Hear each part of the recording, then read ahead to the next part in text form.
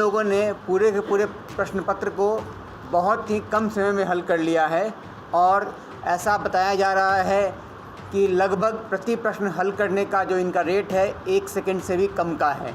ये ऐसे कैंडिडेट्स हैं जो स्टार्टिंग में तो बैठे रहे, उनका कोई एक्टिविटी नहीं दिखाई दिया, लेकिन अगले 10 मिनट या 15 मिनट में उन्होंने 100 के ऊपर क्वेश्चन हल कर दिया और वो सारे सही निकले। किसी भी एग्जाम को देने के बाद कोई चीज अगर दिमाग में चलती है तो वो ये है कि हमारे पास ऐसी कोई जादू की छड़ी क्यों नहीं है जिसे घुमाते और पलक झपकते ही सारे सवाल हल हो जाते।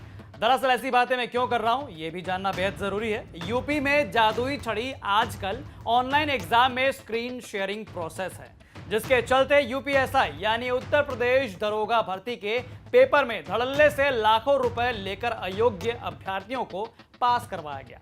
अब जो बाकी अभ्यर्थी बचे हैं उन्होंने लखनऊ के इको गार्डन में मोर्चा खोल रखा है, लेकिन सवाल यहाँ ये उठता है कि प्रशासन ने अब तक क्या किया। तो आइए जानते हैं इस वीडियो में। नमस्ते, मेरा नाम है गौरव कुमार पांडे और आप देख रहे हैं यूपी तक। सबसे पहले जान लीजिए यूपीएसआई की भर्ती जो है वो 2021 में आई थी। कुल 9,534 पदों पर भर्ती का ऐलान हुआ था। तकरीबन 12 लाख लोगों ने आवेदन दिया था। उनमें से लगभग 4,61,000 अभ्यर्थियों ने परीक्षा दी। 12 नवंबर 2021 से ऑनलाइन परीक्षा शुरू हुई जो 2 दिसंबर 2021 तक चली। 14 अप्रैल 2022 को मेरिट लिस्ट जारी की गई। इसमें 36,170 अभ्यर्थियों को सफल घोषित किया गया।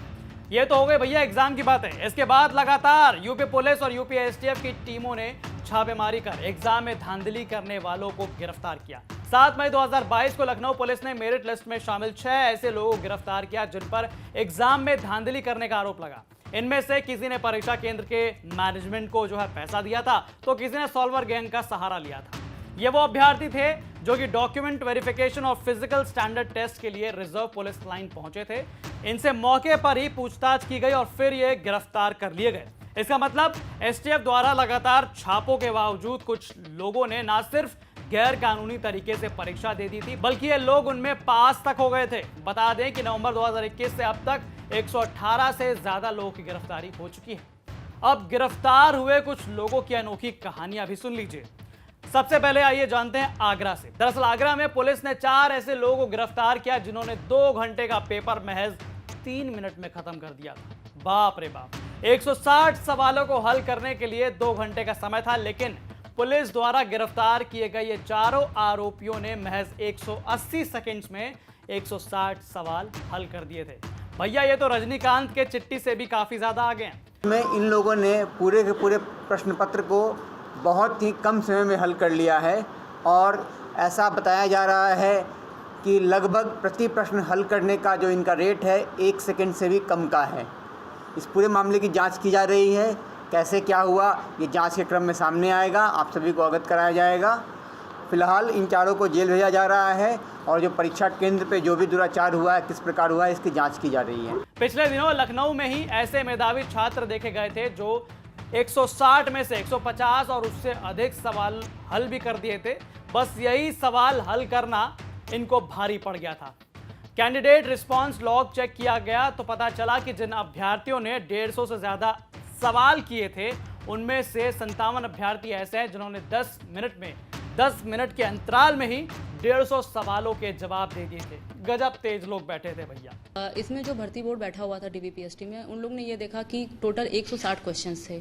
उन 160 क्वेश्चंस में ज़्यादातर नज़र उन लोग के ऊपर पड़ी जिनके 150 के ऊपर के क्वेश्चन सही थे।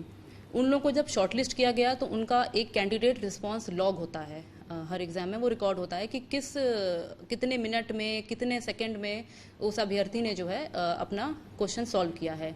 तो जब उस कैंडिडेट रिस्पांस लॉग को चेक किया गया तो ये पता लगा कि ये ऐसे कैंडिडेट्स हैं जो स्टार्टिंग में तो बैठे रहे, उनका कोई एक्टिविटी नहीं दिखाई दिया, लेकिन अगले 10 मिनट या 15 मिनट में उन्होंने 100 के ऊपर क्वेश्चन हल कर दिया और वो सारे सही निकले। फिर जब उनसे कुछ जनरल पूछताछ की गई तो ये कंडीशन थी कि वो का से ज्ञा तक नहीं भी बता पाए और छोटे छोटे जो स्पेलिंग होते हैं वो भी उनको, जो एक नॉर्मल कैंडिडेट को जो एक जनरल नॉलेज होनी चाहिए वो भी उनके पास नहीं थी। तो इस आधार पे उनको जो है उनके खिलाफ एफआईआर दर्ज की गई। अब ऐसा नहीं है कि इसमें सिर्फ पुरुष ही शामिल हैं। इस भर्ती परीक्षा में कई मुन्ना भाई और मुन्ना बहन भी पकड़े गए हैं। गलत तरीकों से मेरिट में जगह तो बना ली, मगर डीवीपीएसटी में एक एक करके घर जा रहे हैं। अकेले लखनऊ में बीते 12 दिनों में 70 से भी ज्यादा घपलेबाज गिरफ्तार हुए हैं। इनमें से तकरीबन 10 जो है वो महिलाएं हैं।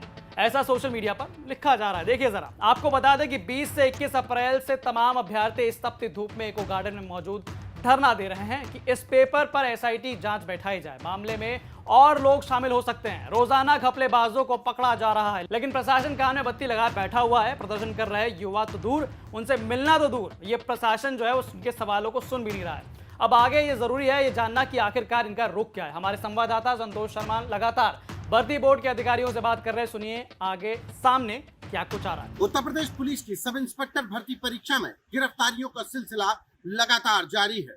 अब तक प्रदेश भर से 118 लोग गिरफ्तार किए जा चुके हैं।